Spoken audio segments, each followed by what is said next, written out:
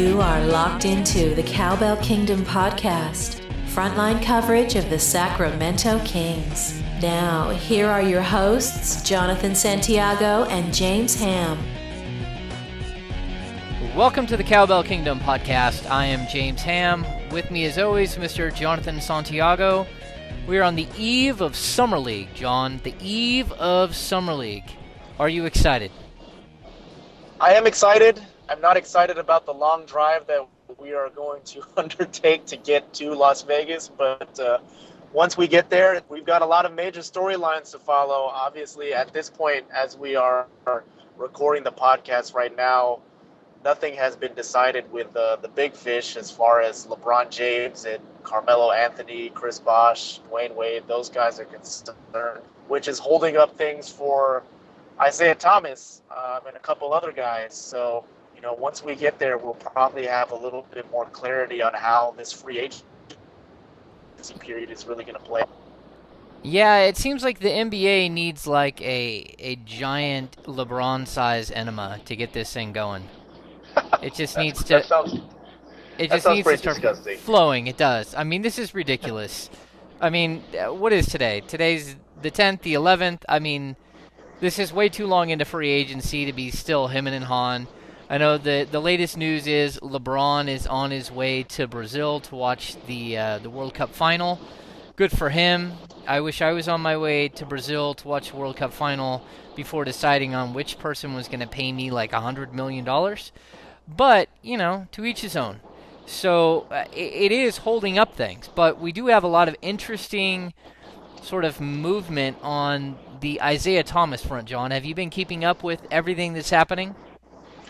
Yeah, it seems like Isaiah, is in Phoenix there today, and then he'll be there tomorrow. He'll continue to meet with Suns officials, and we'll see if he winds up leaving Phoenix with an offer sheet in hand, because it doesn't really seem like, from everything that's been reported thus far, he hasn't visited anyone until now. He's had conversations with multiple teams: the Los Angeles Lakers, the Dallas Mavericks, Miami Heat, Detroit Pistons, Celtics. A handful of teams have expressed interest, but the Phoenix Suns seem to be the first team to really go out on a limb and bring him into the fold and pitch him on the idea of coming to Phoenix. Now it is interesting because thinking right now, obviously Phoenix they are probably going to retain Eric Bledsoe. I don't foresee them losing him. So if you have Bledsoe there, you have Goran Dragic under contract. Our friend Paul Coro of the Arizona Republic, who is the beat writer there for the Suns, he tweeted and reported that Isaiah is down there, or the Suns have the belief of having him come off the bench. And we know that Isaiah wants to be a starter, but, if he's going to get his money there, it could be a situation like you said in the past: get your money now and worry about winning the starting position later on.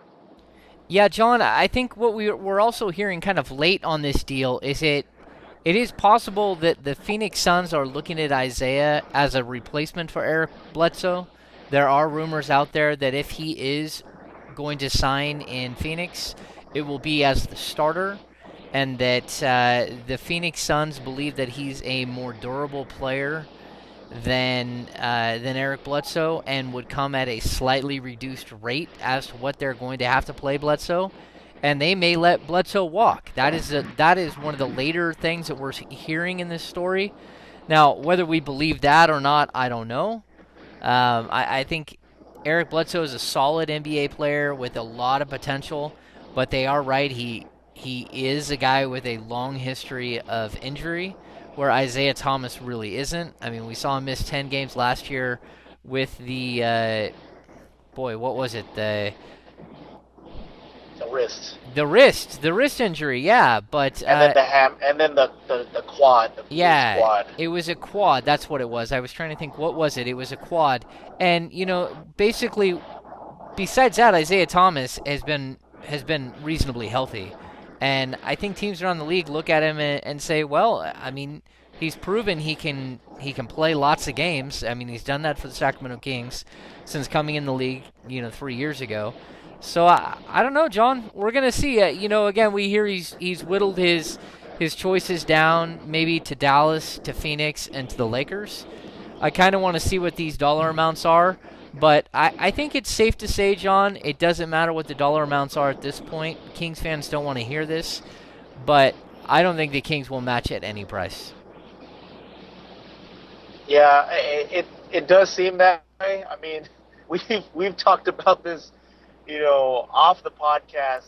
This could either be, a very serious case where the Sacramento Kings brain trust is, underestimating talent here or undervaluing talent, or it could be a situation where this is the biggest smokescreen of all time to just drive down Isaiah's value so that they're not having to pay potentially $9-10 million annually to, maybe their starting point guard next year or their super. But we'll see. I mean, it's interesting, man. If Isaiah Thomas signs for less than $7 million, that's just an incredible bargain to me. And I don't see how, if you're the Sacramento Kings, if your range is $4 to $6 million, you don't go a little bit over that to retain him, because he is that good. And I mean, when guys like Jody Meeks are getting $6.5 million a year, Gravis Vasquez just got $6 to $6.5 million a year. Isaiah Thomas is a better player than those guys. Avery Bradley's a different player, obviously. Jody Meeks as well, but he's getting $8 million for 4 years at 32, and to me, Isaiah Thomas has proven that he's a much better player than those guys, and it's really kind of disappointing to see that a guy who averaged 20 points and 6 assists, can't command a pretty good salary in the NBA, just because when it all boils down to it, people see 5'9" and they think, you know what, too short, and you got to look past that, in my opinion. You really do.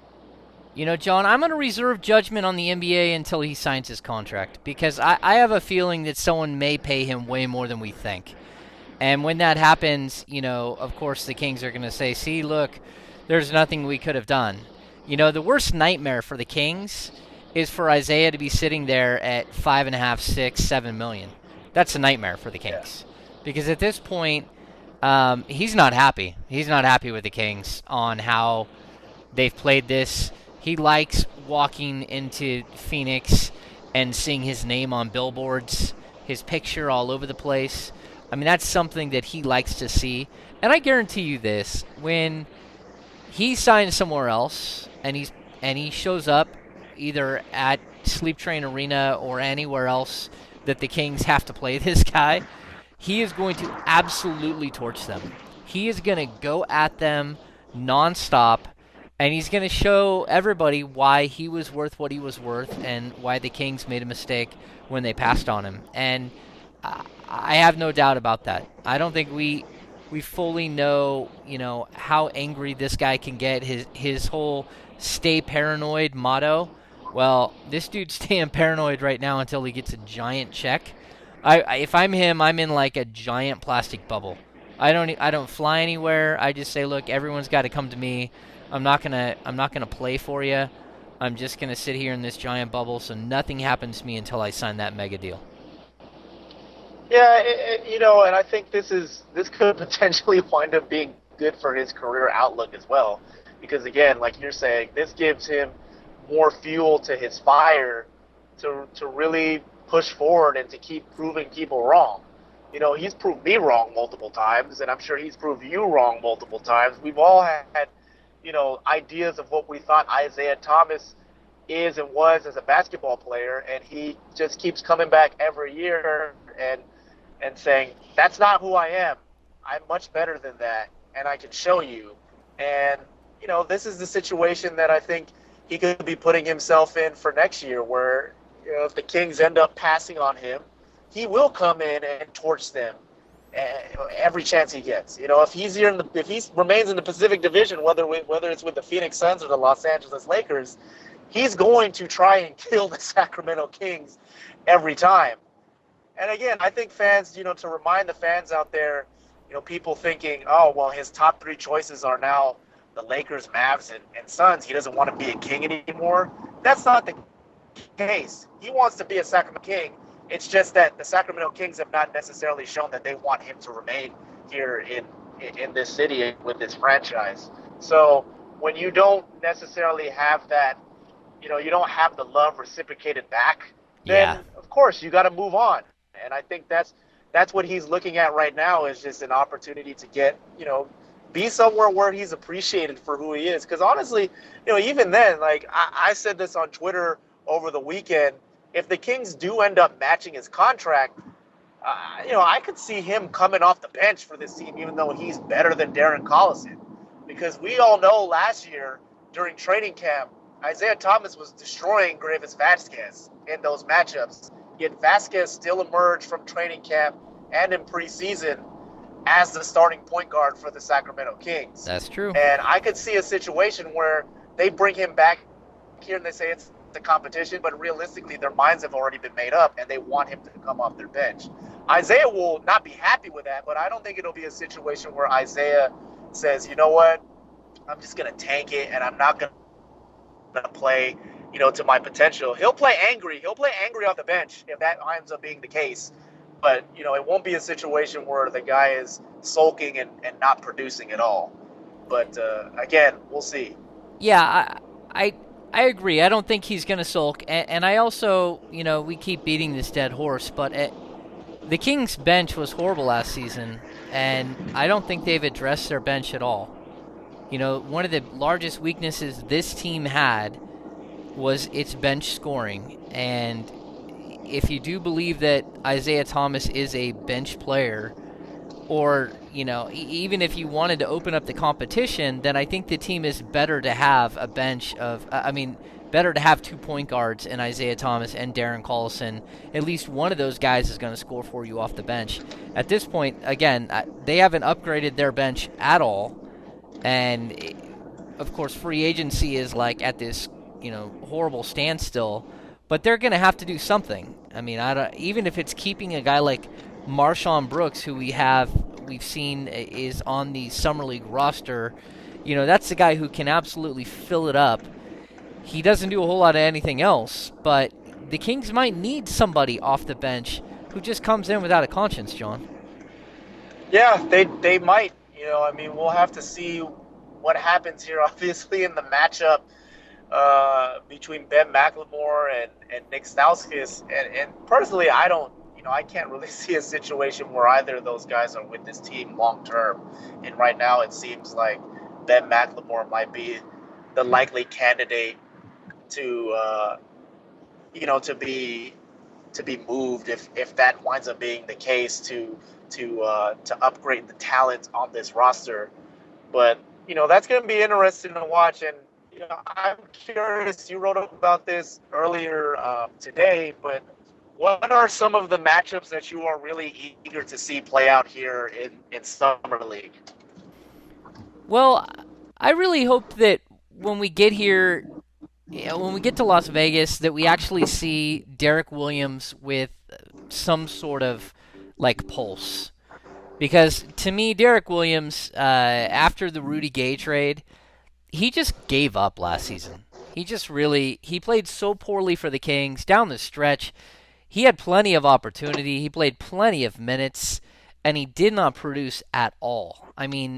He lost minutes to Travis Outlaw, and if that's the way it goes this season, it's just such a waste of talent. You wish that, the guy was a former second pick in the draft. He just turned 23 years old. He's so young.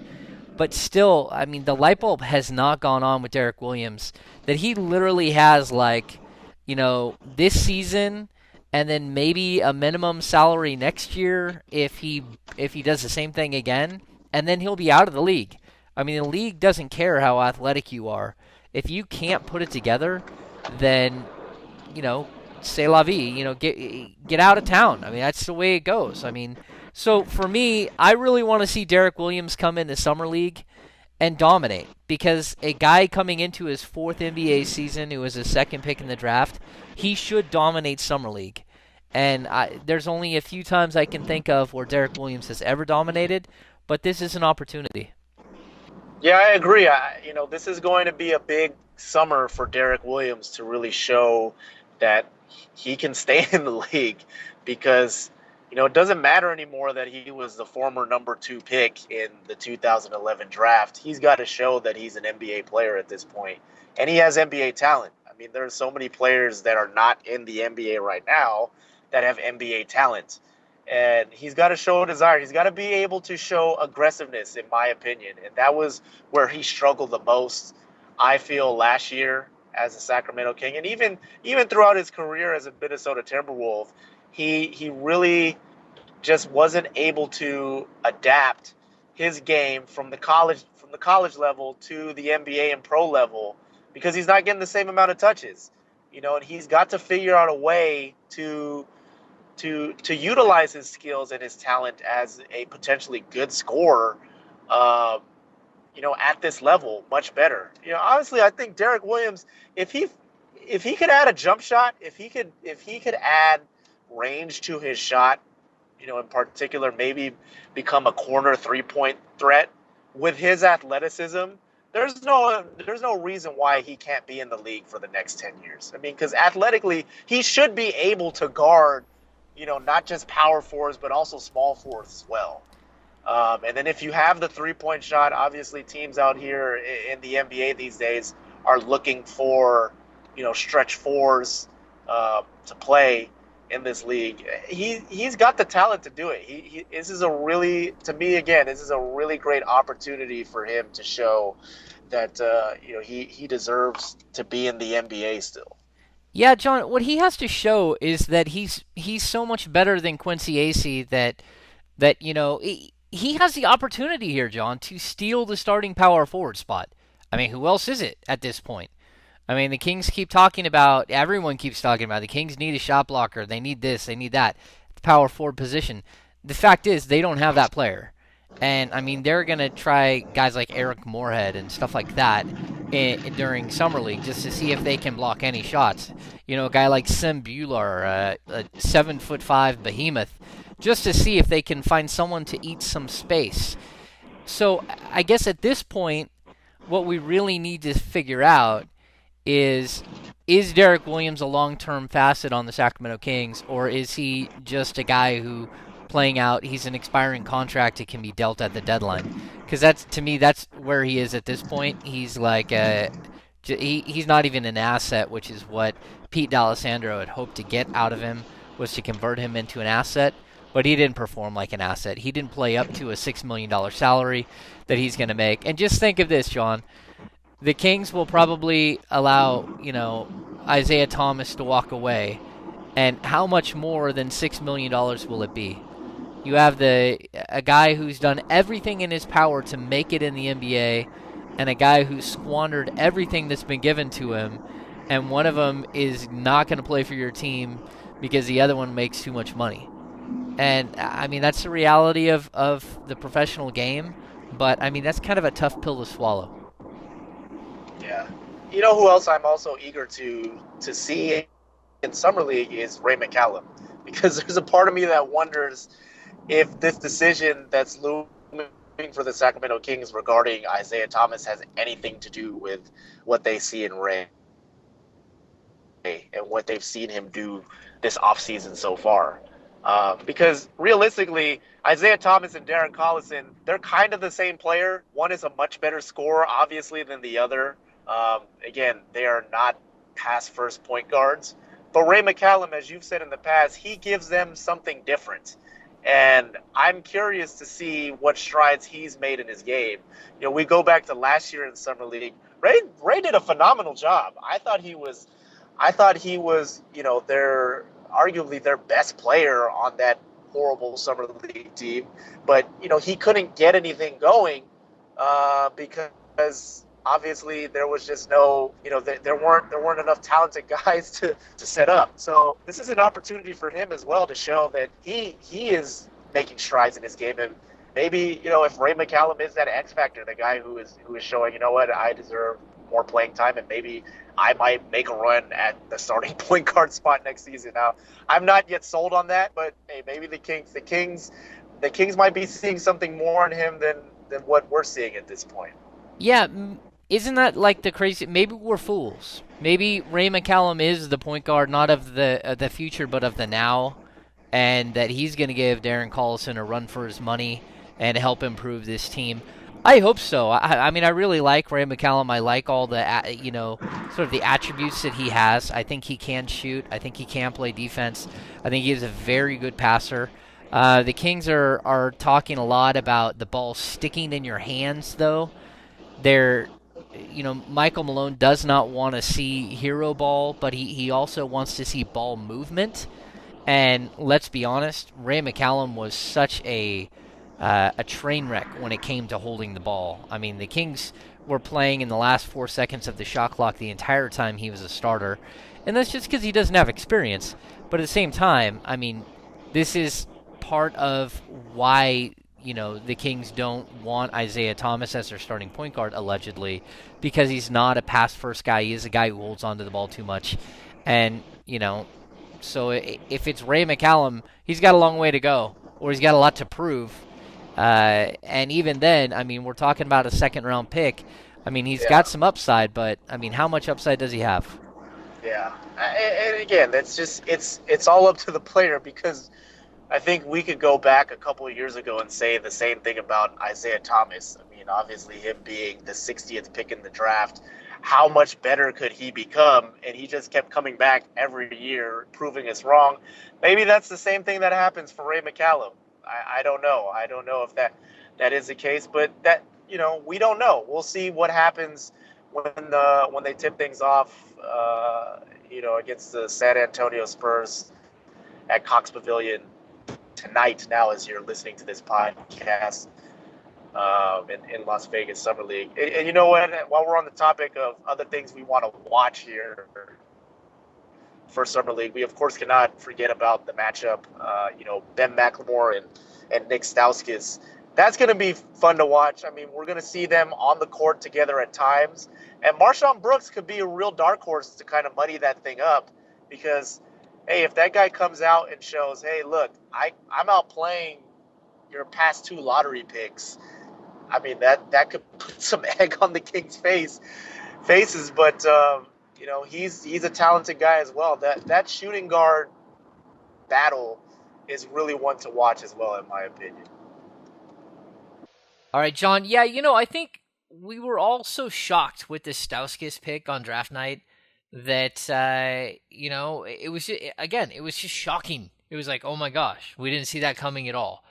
After you have a little time to think about it, I think that what Stauskas does bring is nice. He is a great shooter. He is a very solid ball handler.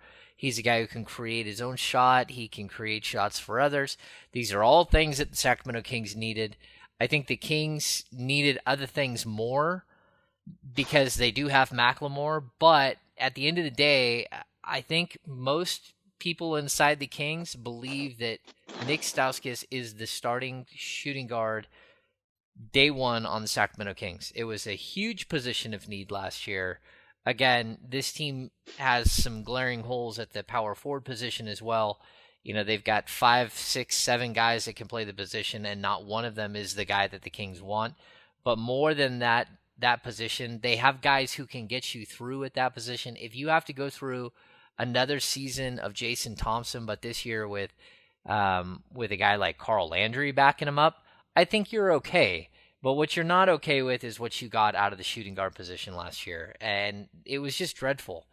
And the Kings need anything that's different or better. You're right, Marshawn Brooks may be a guy who comes in and steals some opportunity as just a mad chucker, a guy without a conscience. We won't know until, we'll see if he even gets a training camp invite. But this is the way that the Kings have to build. They have no cap space.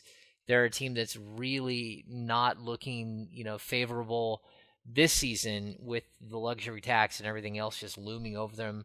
They do have the hard cap to deal with at this point, the $81 million hard cap, if I'm not mistaken. And so it's going to be a really difficult, thing for the Kings to progress beyond what they have right now without going really budget.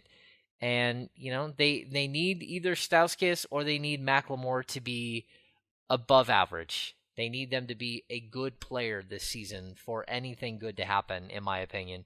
Because, again, these guys, somebody's got to make up for those points that you just lost or you're about to lose when Isaiah Thomas leaves. And it's got to come from that position most likely. Yeah, and there's, they're in a tough position too, because if he doesn't perform, his value would just drop precipitously. I mean, I think if Nick Stauskas is the starting shooting guard, his value already drops again. Ben McLemore's. Oh, of course. And when you're trying to, still make moves, and bring in assets and kind of shift things around with your roster, that doesn't help when a guy you drafted 7th overall, just a year ago, his value is dropping. So he's gonna have to play well. I mean, I don't know. I mean, it just wouldn't shock me if Ben got dealt at any point before the season or during the season. I just, we hear a lot of things from the Sacramento Kings. They say, well, we see a bright future with him and Nick in the fold. I just don't see it. I don't see how you could have both those guys in the mix long term together. And I get it. They're both kind of different. They're different types of shooting guards. Nick Stauskas is a better ball handler, a better playmaker than Ben McLemore. But at the end of the day, they play the same position, and they're both young. And they're both trying to figure out and carve out a niche for themselves in this league. And they still feel like they've got a lot of potential to do so.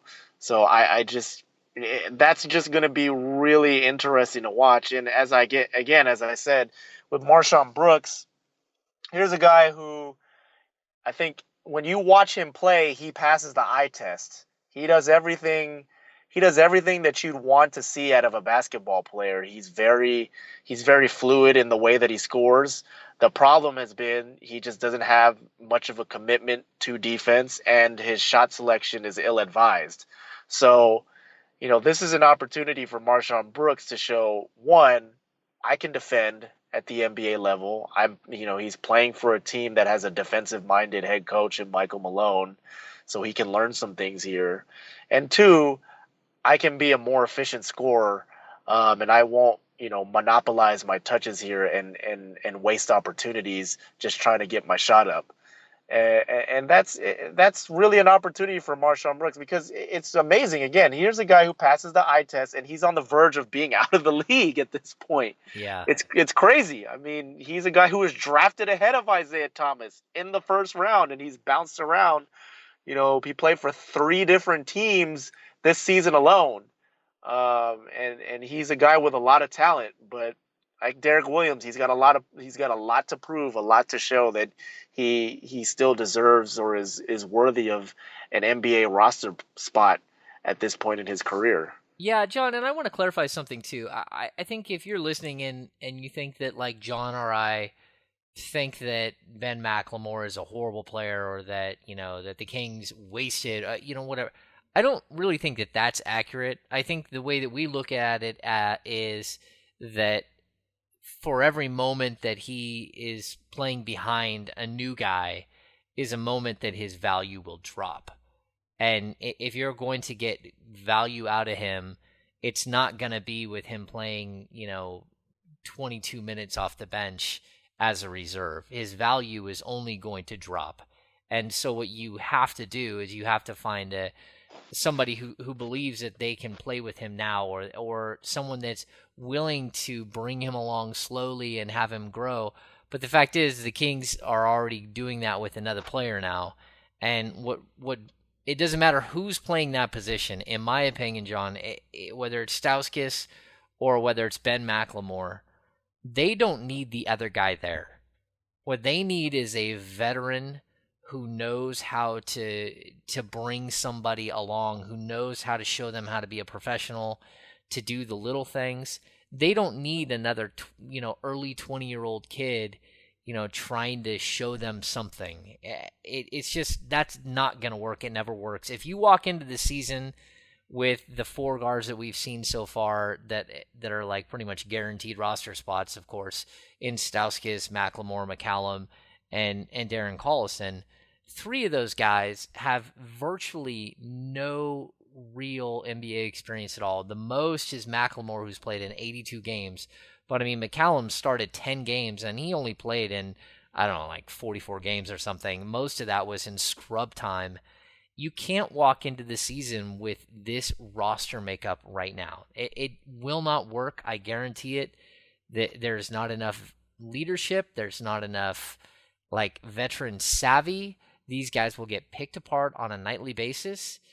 That's why we're talking about Ben McLemore not being with the team anymore, because it's going to take something to get something.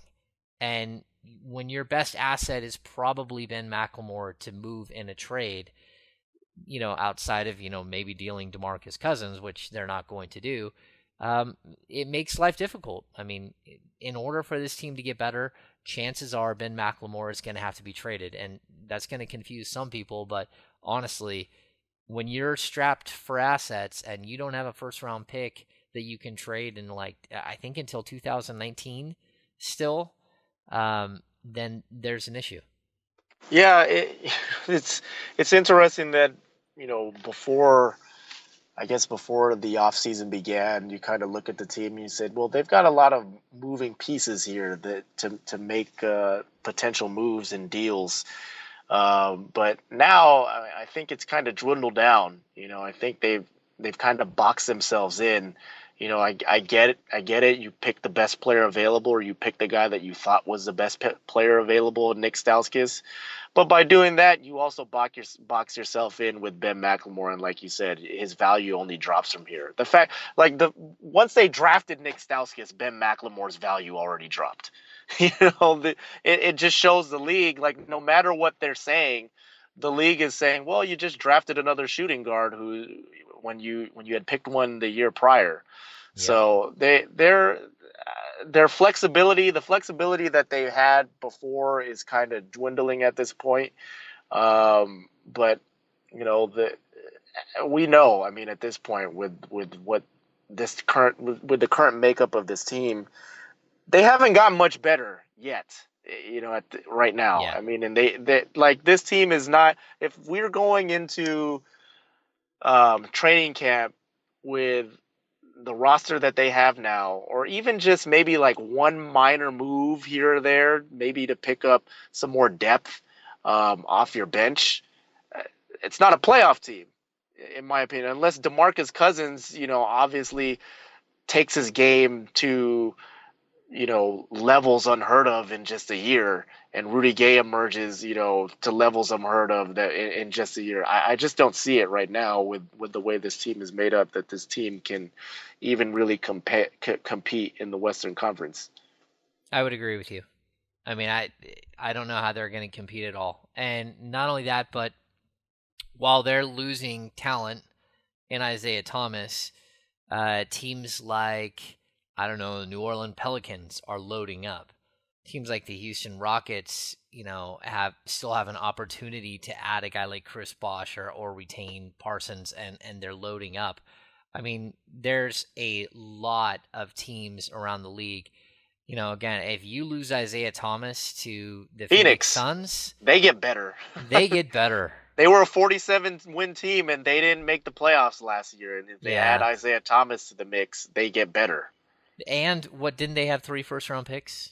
And don't they have, a bunch of first-round picks next year as well?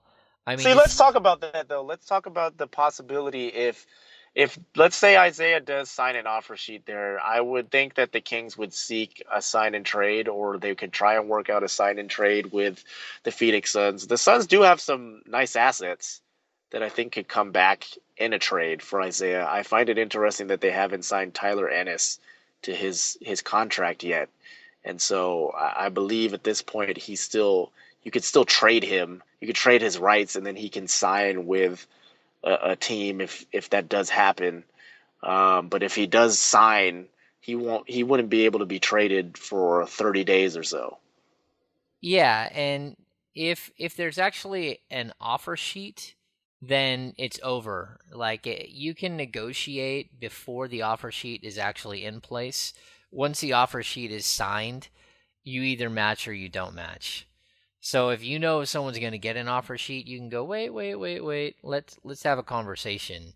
For me, if I'm Phoenix, and if you really like Isaiah Thomas, then just sign him and tell the Kings to go away. And I actually believe that's what's going to happen. You know, they already lost Channing Frye. They have a really low payroll. Their payroll was roughly like $35 million before they signed PJ Tucker to a mid-level deal. So their payroll is still around $40 million with a cap hold for Eric Bledsoe. But the cap hold is only like $6.5 million.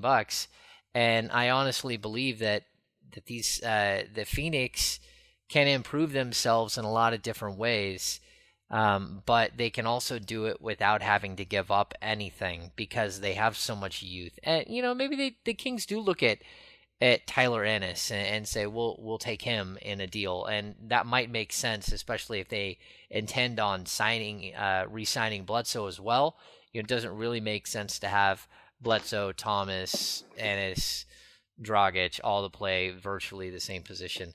So I don't know, John. This is gonna be a wild couple of days because we know the first shoe is gonna drop tomorrow or the next day. You know, we will get the big, you know, power move by LeBron James, followed by Carmelo Anthony, who is like, I'm not quite sure what he's doing, why he's not just announcing too. But I mean, the big move is going to be right then, and then the floodgates are going to open, and we're going to see what's going to happen with Isaiah. We're going to see what's going to happen with a lot of other players that are just waiting in the wings. You know, guys that we've talked about in the past. You know, what happens to a guy like Ed Davis and this whole, you know, once the dust settles, you know, what happens to some of these players that might fit a role on the Sacramento Kings. I mean, even, you know, a guy like Anthony Morrow makes more sense right now to the Sacramento Kings than, you know, Ben McLemore would if Ben McLemore's not starting. So again, this is going to be a wild couple of days. It's been interesting the way the free agency period has played out. Yeah. So far this year compared to last. You know, just everything being kind of slow. You had some activity start up once July 1st rolled around. I mean, the biggest signing to date has been Kyle Lowry re-signing with the Toronto Raptors. But other than that, everything else has just kind of been, you know, mid-level guys. I guess you have, you know, Gordon Hayward and Chandler Parsons, Yeah. but I mean, there still hasn't been a ton. And usually by this point, once you get to Summer League, compared to last year, you have a lot of things that have already happened, and rosters already kind of are set at this point. You know, teams know what they're working with going into Summer League, and the Sacramento Kings surely don't know what they have quite yet because, you know, they have to play out things with Isaiah Thomas and other things as well going on around the league. So it'll be interesting to be down there in Las Vegas to see all of this stuff play out. Because that's not really what happened last year. We went down to Las Vegas and everything was pretty much set. And we were there just to watch the players, watch Ben McLemore and Ray McCallum do their thing. Yeah. And this year, I mean, it's possible. Hey, what if a move happens involving Ben McLemore and he's off the Summer League team? Or maybe they trade somebody else, Derek Williams, or even Ray McCallum, Quincy Acey. You know, there's so many things that could happen. The Summer League roster that they have definitely can contend for the championship. Yes. It's going to be fun to watch, John. After watching them just get their butts kicked. They didn't win a game last year, right? Oh, man. I don't know. I just know that 2 years ago watching Jimmer and Thomas Robinson were literally, they just passed to each other. Thomas Robinson literally brought the ball up the court almost every single time because no one on the Kings team would come back and get the ball. Jimmer was just bombarded. No one would help. It was the ugliest thing. Again, last season, not pretty to watch. You know, you run up against some of these teams. Golden State always brings a solid team, although I don't see them with a great team this year. You know, the Bobcats always, you know, they ran a full court press one season, the entire game, full court press. In the summer league, it was the biggest annihilation. It was so painful to watch. I mean, basically, summer league is not pretty, but when you're bringing all of these pros that the Kings are, I mean, last year they literally did not have a single game of NBA experience on their summer league roster. This year, they've got to have a couple of hundred games of NBA experience, and that's just crazy, John. It's crazy. What's your prediction? How many games do they win? I could see them going all the way to the championship, to be honest. Have you already made your little World Cup trophies? So no, I haven't done that. No. In the stands. Although I've been joking though. I've been saying this is an opportunity finally to cover a contender here. Yeah. Because I've never covered anything worth following in terms of basketball prowess with the Sacramento Kings. So this could be a chance for me to actually experience what it's like to cover a playoff team, but in summer league. So yeah, I don't know. I see this team potentially going. They're talented enough to make it all the way to the championship and win it, but they could also easily just not make it to the championship too. I would say they win. I think they could go 3-2. Okay. Yeah. That's not. I think they can go I think that they are maybe one win in the playoff round. A deep contender. I do believe they are a deep contender. If they did go 3-2, they would go into the playoffs. Obviously. I mean, everybody goes into the playoffs, so I think they would finish. I think they would get there, and yeah, no, I could see them going 3-2. I could see Simbular with a giant two-handed dunk as time expires, and 6 guys try to pick him up and can't. And they stumble around the court trying to pick up this giant man as they win the championship. But yeah, John, it's summer league. I mean, we know that, but it is a lot of fun. And it's kind of like back to school for us. We get to see a lot of friends from all over the country. Get to see our good friend Zach Harper, who was already there from what I know. And a lot of other friends, a lot of guys that we bring on the podcast regularly. Sam Amick, Scott Howard Cooper will be there. Aaron Brewski will be there. A lot of friends from all over the place. So it's always a good little getaway week. So John, I think that's going to do it for this episode of the Cowbell Kingdom podcast. We got a long drive in front of us. For those of you who are listening, just know that chances are John and I are still in the car. We're still cruising across the desert in We're driving through Nevada too. A Civic hybrid, yes, and hopefully it won't be too hot. And you know what? Let's remind people too. This is something we're gonna do a little bit different this year. I'm gonna video blog our experience at Las Vegas Summer League. So we're gonna have some behind the scenes footage on our YouTube channel. So be sure to check us out on YouTube. YouTube.com/Cowbell Kingdom. Subscribe to us there and check out the vlogs from Las Vegas. We're gonna have some stuff from UNLV and maybe a little stuff on the Strip. Nothing too crazy though. Yeah, keep it clean, John. Keep it clean. Yeah. All right, well that's gonna do it for this edition of the Cowbell Kingdom podcast. For Jonathan Santiago, I am James Ham. Make sure to follow us on iTunes and YouTube and Twitter, and we'll be back next week.